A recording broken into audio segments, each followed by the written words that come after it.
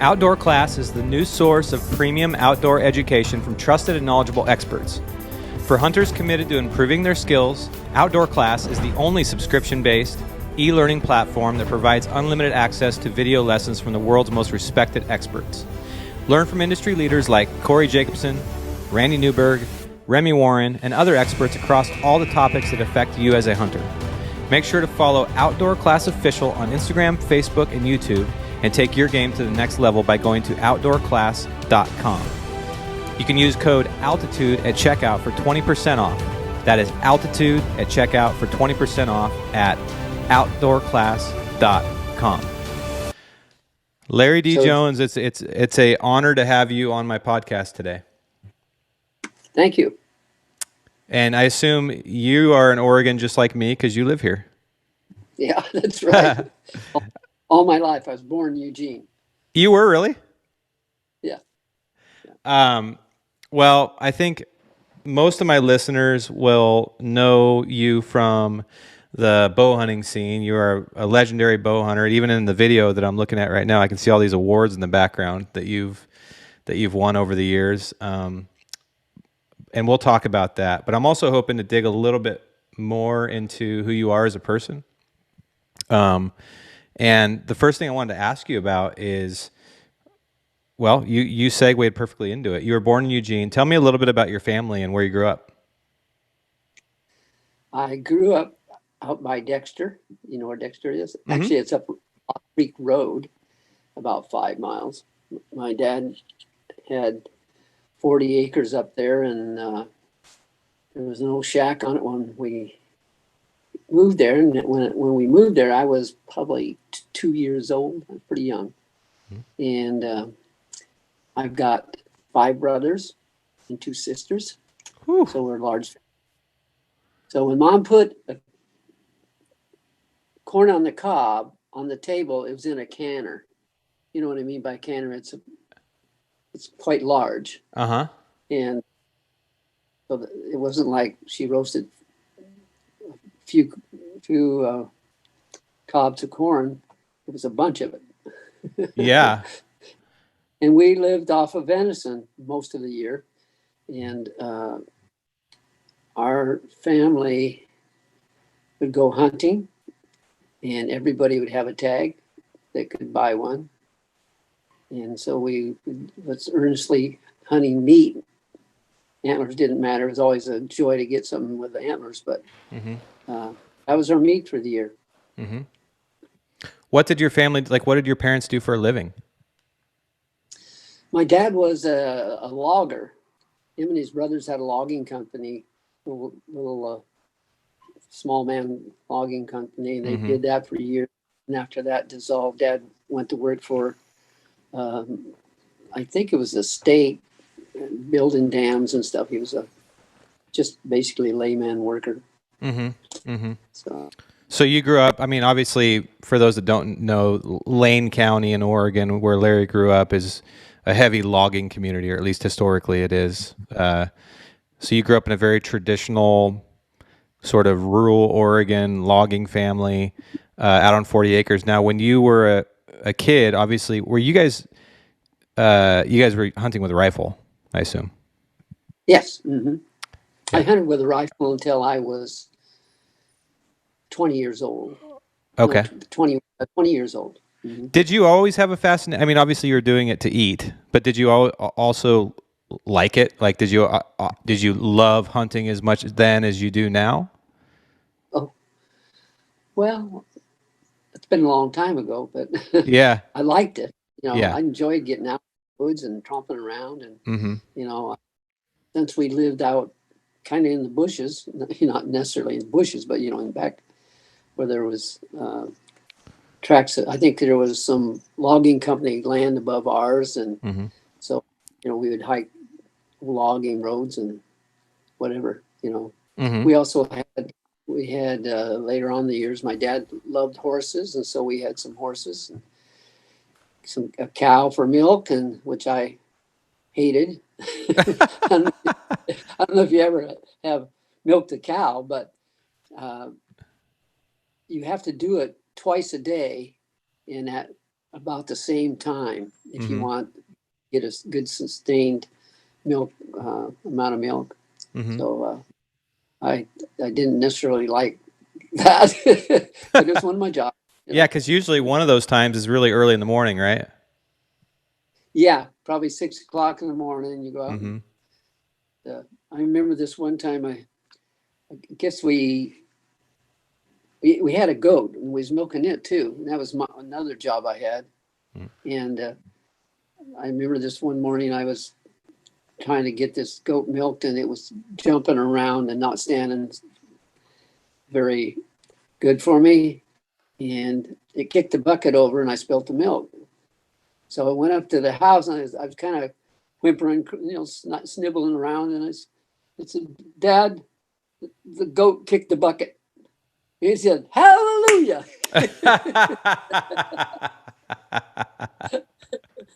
So that was one of my early remembrances. the, the other thing I remember about being a youngster was we liked to, make stuff out of whatever, little huts out in the brush and, that sort of thing. Anyway, I built myself a bow, and it was a chunk of a limb of hazelnut wood. And then I took a baling wire and made a string, Mm-hmm. of it. And then I took some cedar shakes and I carved out something that looked something like an arrow. And I remember this as clear as a bell. I was out in the barnyard, and there was a big old rooster out there. And I drew back that bow and let it arrow fly. And this is hard to believe, but just like a cartoon, the arrow went in a circle, made a big loop, and came around and hit that chicken right in the head. And it flopped down. He was kicking, and I thought, "Oh my God, Dad's going to whip my buck." But I kicked the chicken. Fortunately, he wasn't totally done. He staggered around for a little bit and went off. That's So, hilarious. yeah. And where did you go to school? Were I you went to homeschooled? elementary. No, I went to Lowell Grade School and Mm. Pleasant Hill High School here in Nice. Oregon. What about college? I did a little bit in community college. Mm-hmm. After I had an Autobot, I went to work. Actually, I went to it wasn't called Lane Community. It was called something else back then, Eugene Tech or something like that. Mm-hmm. Mm-hmm. And I was working in a plywood mill. Mm. And I decided there wouldn't be trees forever. So I thought I'd do something else. So I liked working on cars. So I went to this tech school and there was intentions of becoming a diesel mechanic. And they said, "Well, that class is full." I said, "Well, what else you got?" And they said, "Well, we got auto body and auto body and paint." And I go like, "Okay, I'll take that course." Right. And so I took that long enough to learn how to take out dents and that sort of thing. Not a great deal. Then I went and found a part-time job in a body shop where a couple of guys were good enough to teach me, the trade, and I learned as I went along, got some little bit of money for it. Mm-hmm. And finally, I worked paying off my bills and stuff, so I get my monthly outlay of funds figured pretty close. And then I went to work part-time or full-time in the body shop, and did that for a couple of years. And then I got a loan from my dad and bought that body shop, and it's called Acme Body and Fender Service, and had that business for 18 years. And we grew from 2 guys to I think one time we had 14 employees. Oh, wow. So yeah, I was Go ahead. I was always somewhat, I wouldn't call myself perfectionist, but some people might. I always like to do things as good as I possibly can. Mm-hmm. And so I found craftsmen that were highly skilled, and had the patience to put out really good work. So we got known as one of the top auto body repair shops in the area.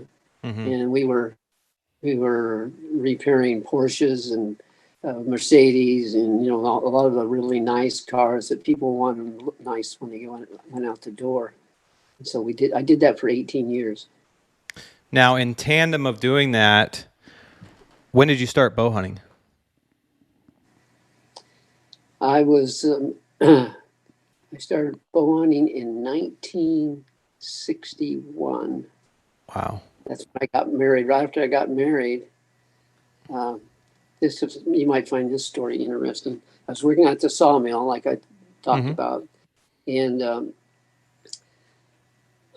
I was working with the lathe. I put logs into the lathe, and then the lathe operator would turn them, and that was his job.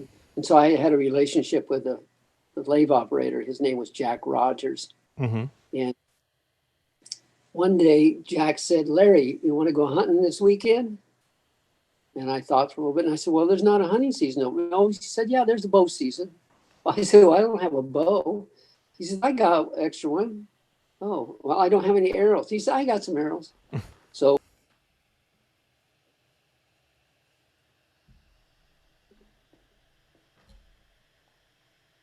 Hey, Larry, you're on mute.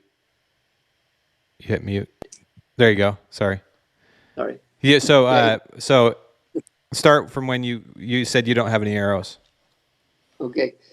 So I said, "Well, I don't have any arrows." He says, "Well, I got some extra arrows too." And so we went out hunting, and I got up on this doe, and I don't even know how far away she was, but I drew back that bow and I let that arrow fly. And I guess because I was rifle hunting up to that point, I expected it to go boom or something. But I remember it just went twing, and that arrow floated out there. And of course, I undershot the doe, and I even got a second shot, and that was such a thrill. Mm-hmm. I just, I just got sold right there on shooting a bow. Mm-hmm. And so it's crazy too. My next paycheck, I went down to Sweetland Archery. You ever heard of Bill Sweetland? Of course. Yeah. I have a funny story about him, but go ahead. Anyway, so I bought a Bear Super Kodiak recurve and some Bill's compressed cedars and I don't know, 5 or 6 bodkin heads. And 2 weeks later, I shot my first deer. Wow. Just, yeah, it was. What was the bow season like back then? Like, what was it like? Was it just whenever? No, there was a season on it, but I Okay. wasn't in tune with that because I was rifle hunting Right. before that, and it was liberal season, and I remember that by the next season, I got so enthused with shooting that bow, I got to be a darn good shot, quite frankly. And the second day of the 1962, I shot a doe on the second day of the season. As you can tell, I wasn't hunting for any antlers. I was just hunting for meat. Right. And then it was I was kind of like down in my dumps. I mean, my season was over. I killed this deer, and not that I wasn't happy about getting the deer, Right. but I loved to hunt, Mm-hmm. And so I was kind of whining about that to Jack Rogers on the lathe again. He says, "Well, why don't you go elk hunting?" I said, "Well, I don't know where to go elk hunting. I don't know anybody that elk hunts." And he says, "Well, I do." And so I went down and got me an elk tag. We could buy them across the counter back then. Mm-hmm. And I went up in his area. And the second weekend I hunted, I shot a cow elk. So Wow. I was basically jump started in both those species, because I was so successful, so easy. Right. now I know it's not easy. Now, how many people back then were actually bow hunting? There couldn't have been that many. There wasn't a lot. No, I ended up joining some clubs, archery clubs, and learning from some of the old guys there. You know that. But as far as the hunting part, just learned as I went along. And there really wasn't hardly any mentors. I didn't have any mentors. I do remember shooting indoors at this indoor range in the wintertime. And I was shooting away, and a fellow by the name of Clyde Cochran came over and he said, "Larry, are you shooting with one eye closed?" And I said, "Yeah." He said, "Well, you'll do better if you open that other eye up." And so I took that, and I started with the eye closed and draw back and then open both eyes up before the shot. And it just came so easily to do that. And it was helpful because that fall, my brother was kind of split up. My brother was up past me ways, and he spooked this deer. And he actually, I think he shot it, and arrow went underneath the skin. Basically, that's about all that happened. But the deer come running by me, and I just drew back and swung with him and let go. And I shot him right behind the front shoulder, and of course he just went a little ways and collapsed. And my brother, I didn't want to quit hunting, and I told my brother it was his deer because he hit it first. He went along with it, so that's good with that. Yeah, that's interesting. I think you and I have talked about this before, but starting at that time, like you said, there was no mentors. There was no, or at least very few. Howard Hill's books might have been out by then. I don't know. I wasn't obviously live. Yeah, it really wasn't advertised, or I didn't know about them. Okay. And I didn't even know this first deer I killed. I never put a file to that bodkin at all. And you know how unsharp they are. Right. I didn't know to do that. Right. Of course, time went on, I learned. And so Right. But that's really interesting. The learning curve. I feel like I have been doing this my whole life, and there's a lot out there now, education-wise, and I'm still on a steep learning curve. I feel like we all are, because at the end of the day, there's still wild animals, and we don't know what the heck they're thinking. We make our best guesses, but here you are in the early '60s, and that's about the same time my grandfather started bow hunting in Oregon. And they used to just walk around in the sagebrush at Hart Mountain with back quivers full of arrows and shoot at jumping deer. Although he told me a story, one of the only ones they ever killed there was like a doe that his buddy just luckily hit at 100 yards running, right? Like there was no ethical compass. It was just the beginning. Not really the beginning, because people have been hunting with bows and arrows for thousands of years, but in terms of modern culture, that was the beginning of bow hunting. So how did you manage, so you're hooked, and now you got to figure out how to do it better and better and better and better, right? From an equipment perspective, from a strategy perspective, where you go, what animals you hunt. Tell me a little bit, like what happened next after you got those first couple deer and elk. It's not real vivid in my mind. But I was always curious and asking questions to anybody that I thought knew something about it. And of course, I attended some of the local shoots where they had 3D targets and that sort of thing. I don't even know if they had 3D targets back then. I was telling somebody about when I first started hunting, and he said, "Well, did you hunt with a recurve or a compound?" I said, "Compounds weren't even invented back then." Yeah, compounds. Choice was either a stick bow or a recurve. That was it. Yeah, compounds didn't come in until the '80s, right? Yeah, that sounds about right. Yeah, I think because my dad started hunting with one in like 1986 or something like that, I think is what he told me. But so you're hunting with what everybody calls now these days traditional archery, but at the time it was archery. Yeah. When was your first experience with a bugling bull elk?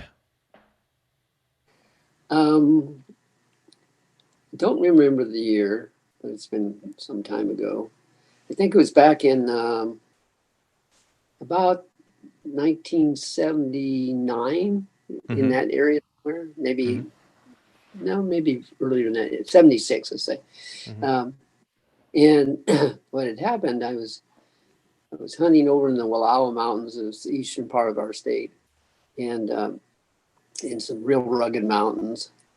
And I used to put a lot of miles on my body going up and down those steep hills and trying to find elk.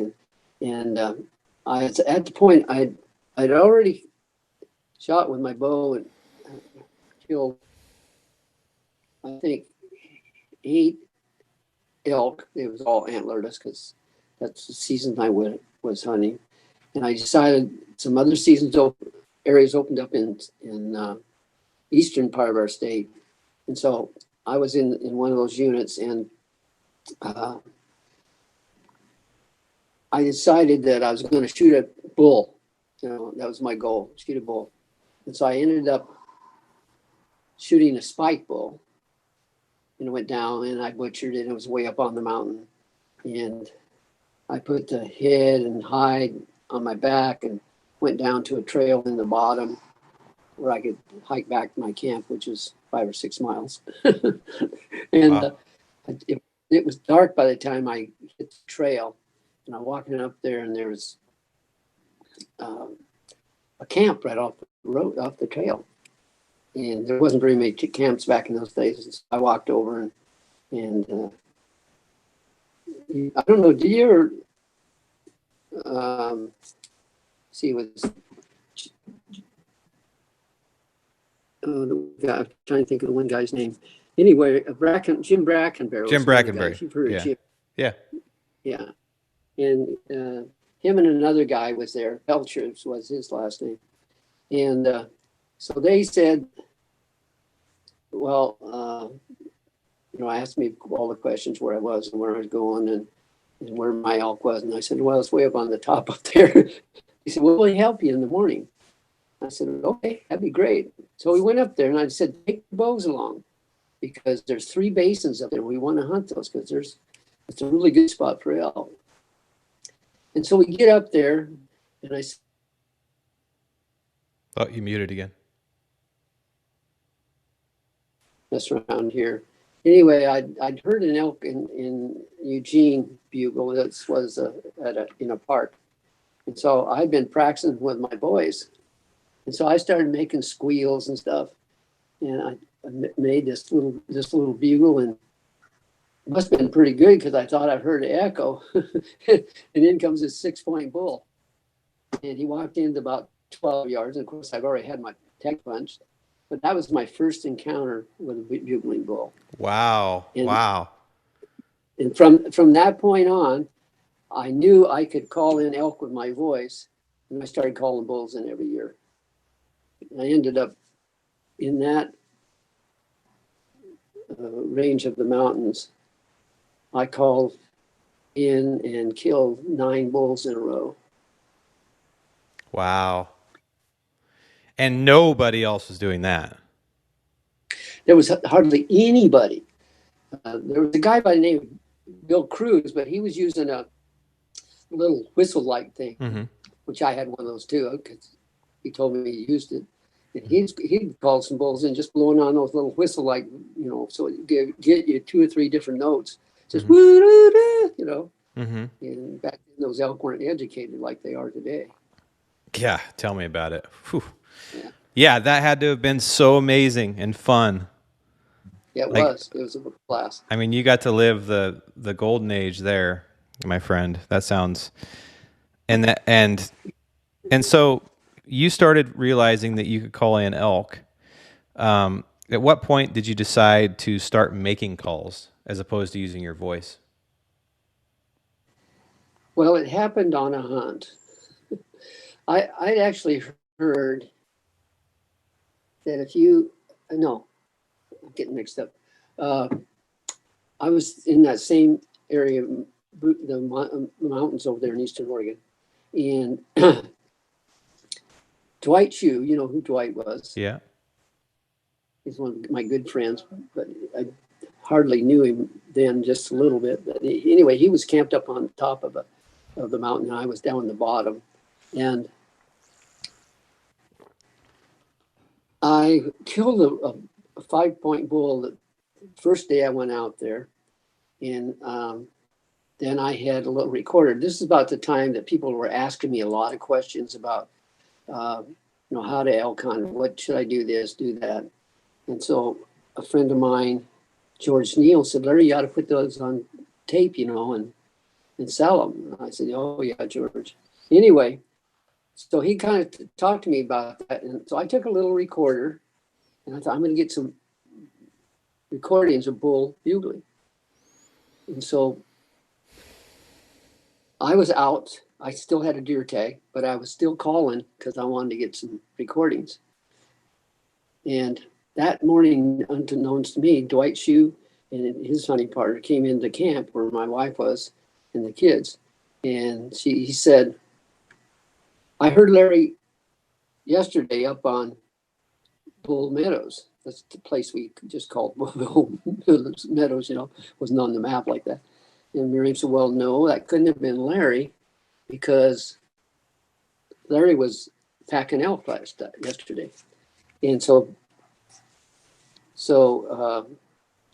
it couldn't have been Larry. Well, turns out that was a bull elk, and he walked away from it thinking it was me. So this next morning when I was out trying to get recordings, I heard a little squeal from up on the hill. And I thought, it doesn't sound quite right, but you never know. They can sound different. So I voice bugled back. And pretty soon it answered. And it started coming closer and closer. And then eventually I could tell it wasn't an elk. It was walking more like people. And so I well, yoo-hoo, I'm not an elk. And I heard Dwight say, I'm going to shoot him anyway. So he walked away from the bull. Had you met him yet? Yeah, I had. Okay. Yeah. A couple of years before that. Yeah. Okay. But anyway, so Dwight had this, it was a herder's deer call.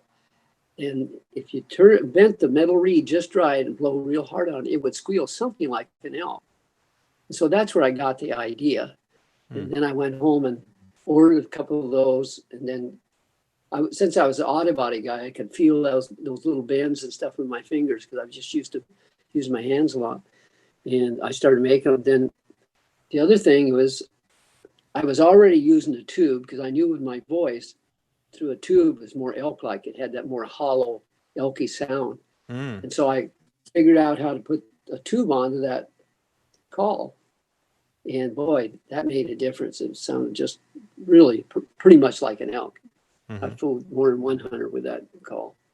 So that's when I decided, well, at first I wasn't going to tell anybody. It was working so good. and my friend George said, Larry, if you don't bring it onto the market, somebody else will. And he was right, Right. And so that's how I got started in the call business. So you just decided to start Wilderness Sound Productions. Yes. Mm-hmm. And when you decided to start that,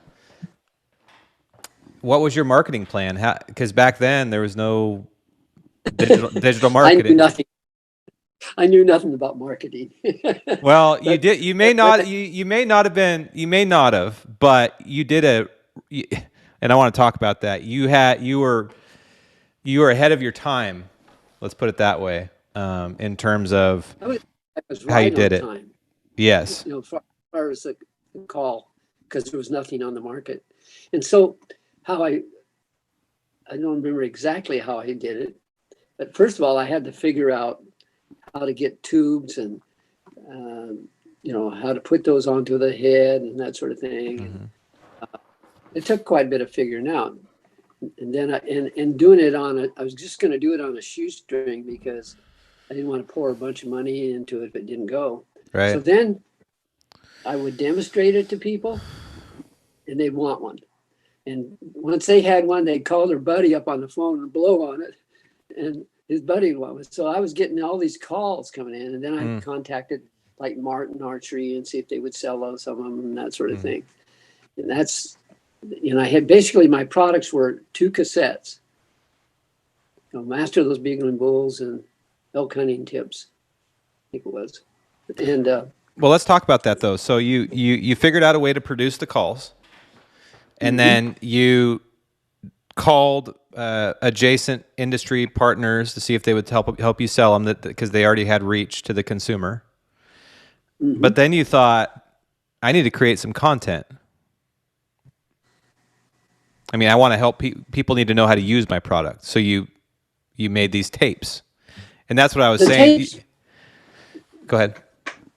The tapes were more of George's idea. Remember, he said you ought to, so I started making those notes. They didn't necessarily need instructions on how to blow on the call, because you just basically blew really hard. But they needed instructions how to use it in the field.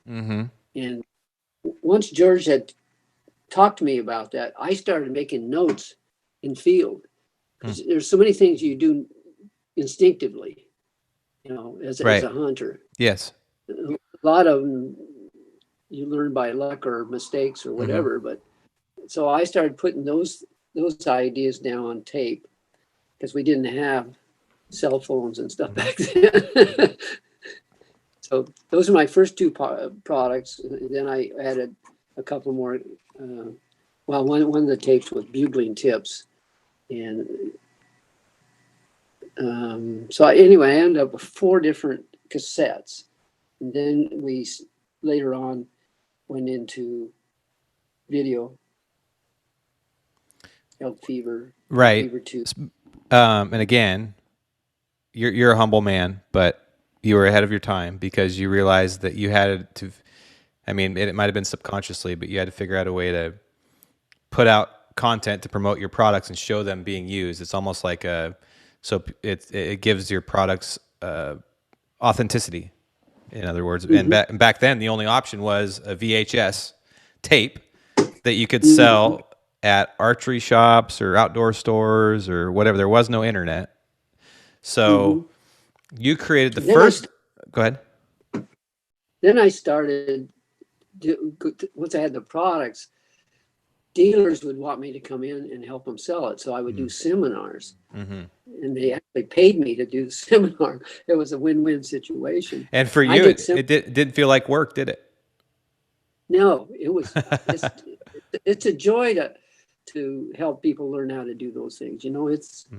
But yeah, I would do a seminar almost every weekend through the summer and winter. And the first movie you made was Elk Fever. How did you decide to have Dwight? Were you and Dwight pretty close at that time? Yeah, we were. Okay. So we talked. I talked to him about it and seeing what he didn't really like doing the video so much, because it's a pain in the butt. Yeah. Back then, our camera wasn't. I don't know. Let me show you. See this little camera right here? Yeah. It's higher tech than those $20,000 camera that I had that weighed 20 pounds plus a 4-pound battery pack on it. That's how much they were back then? Yeah. And a 12-pound tripod. And then we had a recording deck, which was a 3/4 SP recording deck that weighed about 20 pounds, including the tapes. Then you had battery. It was a 3-man job, just getting the equipment out there. Oh my God. People complain about getting a kill shot on their iPhone. It's a piece of cake. Yeah. But $20,000 in the 80s to pay for a camera to go hunting and capture elk videos, that's a lot of money. If you don't mind me asking, how did you fund your company? Did you have to do it out of your own pocket, or did you go out and seek investors, or? My own pocket. I did, Wow. and I did so well the first couple of years selling the calls because there was nothing out there, Mm-hmm. until other call companies jumped on the bandwagon and Right. started to develop. So, Were uh, you was I, I, was Wilderness Sound Production? Sorry to interrupt, but there's a little bit of delay here, so I didn't. Was your call company the first elk call company? That's what I've always wondered. Was it you or Wayne Carlton, or who was it that was actually first? I was first with the tube call, Okay. and there was other like little curly Q pigtail, or what you want to call it, whistle that you blow through and they go, there Right. was that. Hers had a stick tube type thing with a little block in there. But mine was the first one that really sounded like an elk. In fact, I still use it today. I shouldn't be saying this on the show because all those guys threw those away because they got newer and better ideas. But I get results sometimes with that call when I can't with mouth calls and other. Really? Yeah. Yes. They're just like people. Some things irritate them, other things don't, Mm-hmm. So it's on the individual elk and how he's feeling and all that. So even after compounds came out, though, you decided to stay with the traditional bow. For at least most of your bow hunting career has been with the recurve. I know you've also shot compound, but what was that decision, and why did you do that? Well, that was all that's available at first. Right. And I got to be a pretty good shot. One shot that I was lucky, a friend of mine, Dave Dorn, was with me, and we was driving down this country road, and we looked way out there in the field, and there was a pheasant out there, at least 100 yards. And Dave had a big fancy camera. I want to get a picture of that. And I said, I grabbed my bow and a wooden arrow with a field pointed on it. I said, I'm going to shoot it. And I shot that thing from 100 yards. Wow. And I shot right through the head. And I tell some people, well, I really missed my shot because I was aiming for his body. A lot of it was sheer luck, I didn't take that kind of shots. I learned through the years not to take those kind of shots, but I could shoot pretty good out to 40 yards. And it's just because I love to shoot, and I love to shoot a recurve. They're a better hunting tool. Oh, wow. They don't realize that. But if I was if I was hunting with you and you had a compound, I had a recurve, and we're walking along, we see an elk out there, within shooting distance, you probably take your rangefinder and bring it up to get the distance. And I'm already at full draw and loosen the arrow, shooting instinctively. Yeah. Yeah, I hear you. And also at close range, when it happens fast and you can get a shot off quicker, and there are definitely advantages to that. There's no doubt about it. And I think they're quieter, and they're lighter. So yeah. But because you shot so well with it and you loved it, you just decided to stick with it, even after compounds came out in late '80s. Oh yeah. I didn't convert to a compound until 2 years ago. Yeah, and that's because of your shoulder, right? Yeah, I had 3 shoulder surgeries, and I just lost muscle. I can still shoot pretty good at close range, but I can't hold it a long period of time. And that's how I used to shoot. I'd draw back, hold it, adjust for distance, just how it felt looking at it, and let it go. So. Did you take a lot of flack for sticking with the recurve once the compounds came out? Just the opposite. Oh, everybody gave you respect? I think so. Yeah. Yeah. It's did you ever get caught up in, Dwight hunted with a compound. He was one of your best hunting buddies. Did you ever get caught up in the whole debate around traditional archery and compound and all that stuff? Well, we probably did some fun stuff with that, but not really. Yeah. We we respected each other for, our own selves, and Mm-hmm. we each have. Dwight had bad shoulders, and he never did shoot over 55 pounds. Oh, really? Yeah, yeah. Hmm. And I was shooting 60 pounds pretty last 3 years until, I don't know, went down to 55. Mm-hmm. Mm-hmm. What is the greatest hunting adventure you've ever been on? What's your fondest memory? There's so many. For those that don't know, you've hunted all over North America. Not only with your own tags, but you also have spent a lot of time behind the camera filming other people, which Yeah. I don't know if a lot of people know that. So I don't know if there's many people on the planet that have actually bow hunted more than you, or Oh, I think there are. well, There's- not many. but the one of the times was a great memory was when I was on the camera, and I was videotaping Dwight in the Yukon hunting moose. You've probably seen this video footage, and we seen this bull off ways. We got a guide, it's required, and we get in where we're getting fairly close to the moose, and I would think we made too much noise or something, and the moose got up, and the guide said, wait, just get right there in front of me. And it was thicker than snot. I mean, it was just terrible shooting lanes. And he started calling, and here comes the moose. And that moose is finally getting in where he was like 25 yards. And he was thrashing brush, and he's grunting,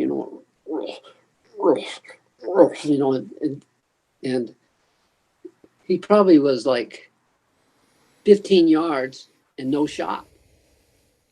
And that moose comes around the tree that's there and corner facing us and stopped at 6 yards.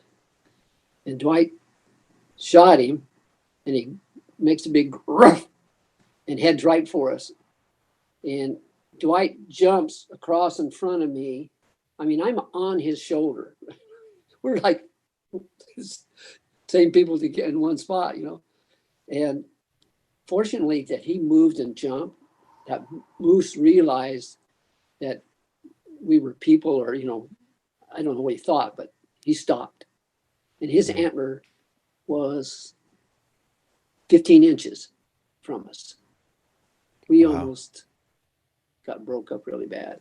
That was a pretty exciting. And the footage of it is. Yeah, that is one of that is an iconic clip. That was a scary experience. I could tell that. Yeah. What's your favorite bow hunting memory when you were behind the bow, not the camera? I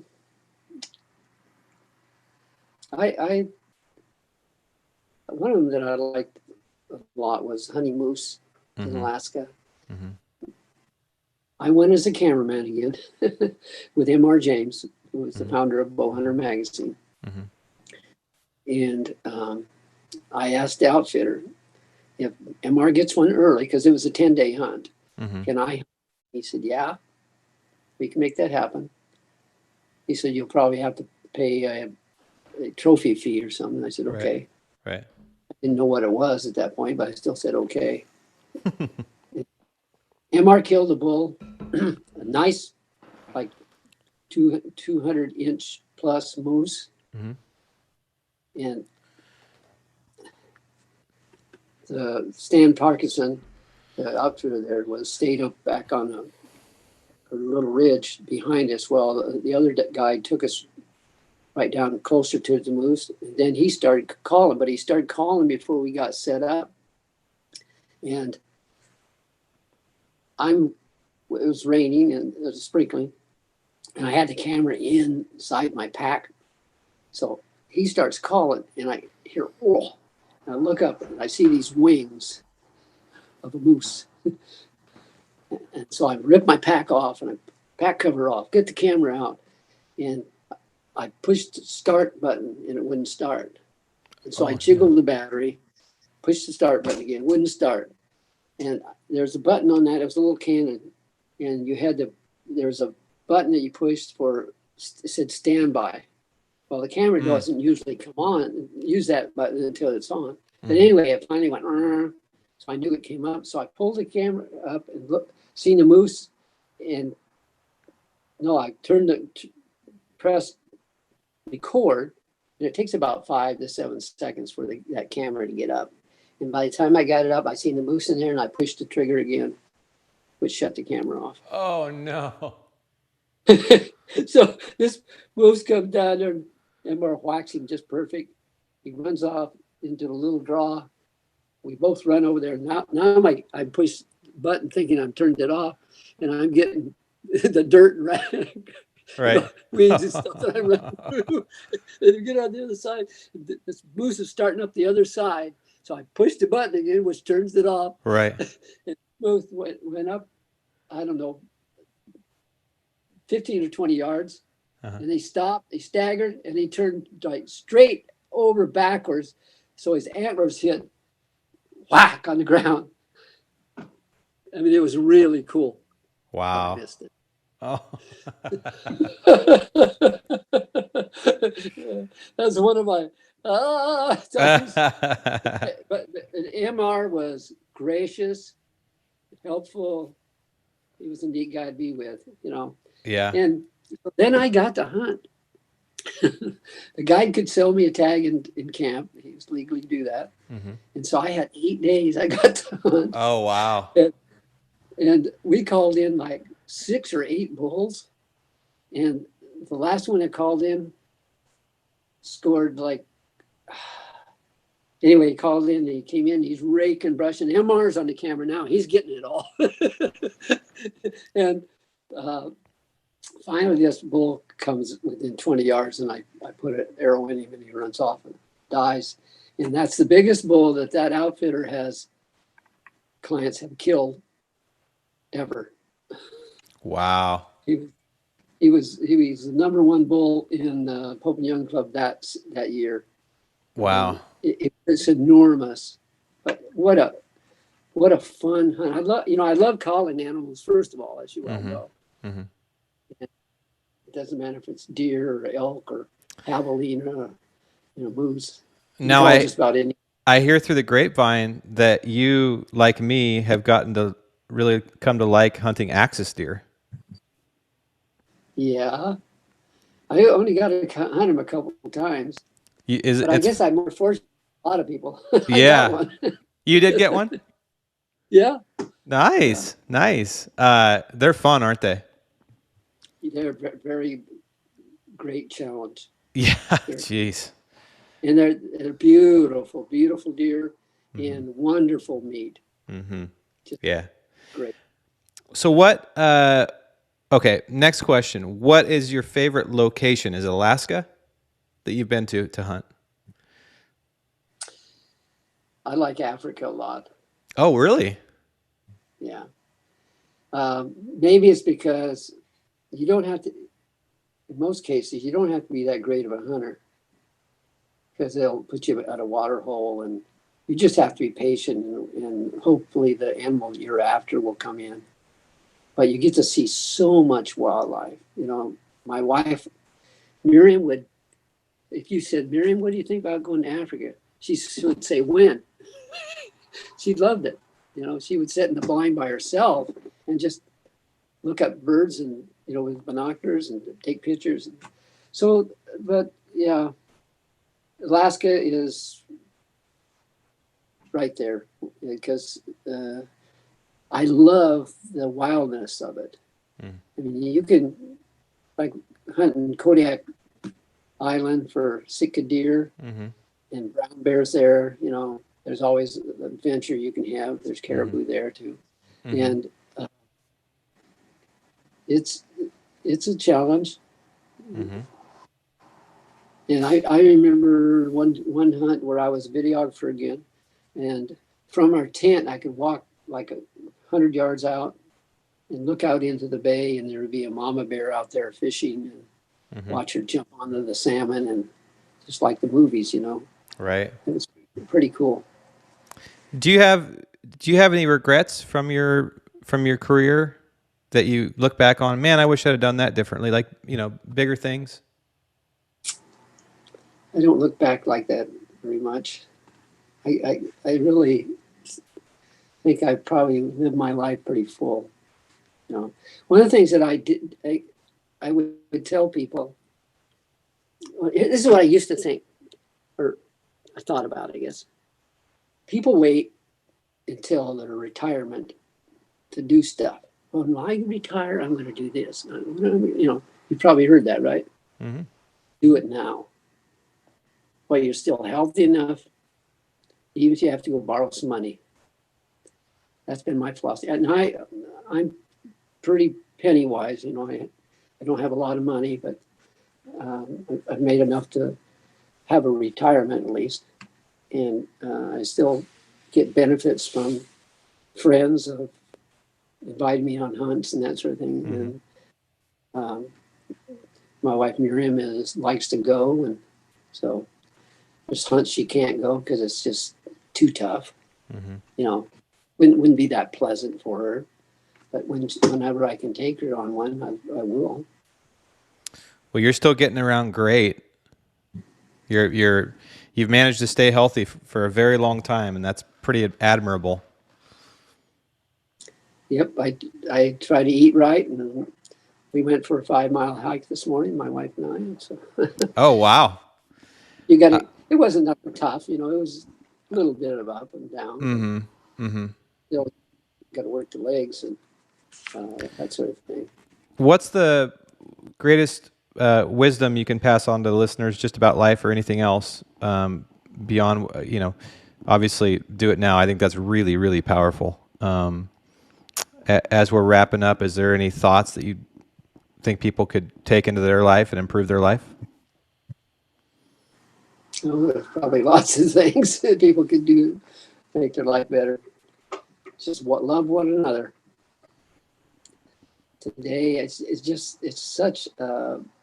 is so sad the way our country is nowadays.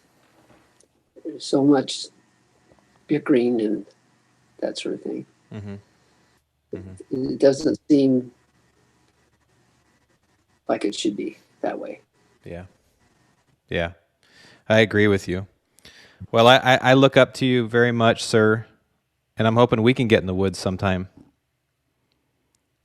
Yeah, that would be fun. The last time I got to hunt with you, I shot a little buck with you, and then Right. we got to go see some amazing elk country together as well and chase some bulls around.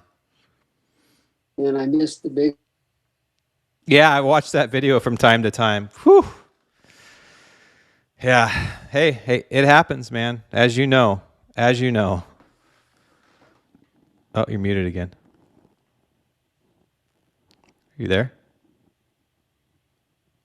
There you are. Oh, there I am. Yeah. Yeah. What happened? Oh, you were muted. That's all right. Oh. Well, I appreciate you doing this, Larry. Thank you so much. I have a hard stop. I got to jump to something else, but let's stay. What's your plan this year? Well, I drew 0 tags in other states. Mm-hmm. I'm not going to go through them all. I'm going to hunt Roosevelt elk and Blacktail deer. Hopefully, I can get down to California and hunt some hogs. I decided not to go after axis deer this year just Mm-hmm. because it's going on. I have a brother who's 82 and he had a stroke and a heart attack 4 years ago, and he's in memory care, and so he keeps me pretty busy. Gotcha. Well, let's keep in touch because I also didn't draw anything thus far, and it's quite depressing, and I haven't quite figured out how to deal with it yet. But there's always Oregon tags that we can resort to, right? We're lucky to be able to do it. That's correct. Yeah. Yeah. And you don't have to go to any fancy place. You just maybe have to hunt a little harder in spots. That's right. Yeah, exactly. Well, I'll let you know when this goes out, and I appreciate your time so much. Tell your wife hello, and let's stay in touch, okay, buddy? All right. God Thank you. blessings. Yeah. See you later, Larry. All right. Bye-bye.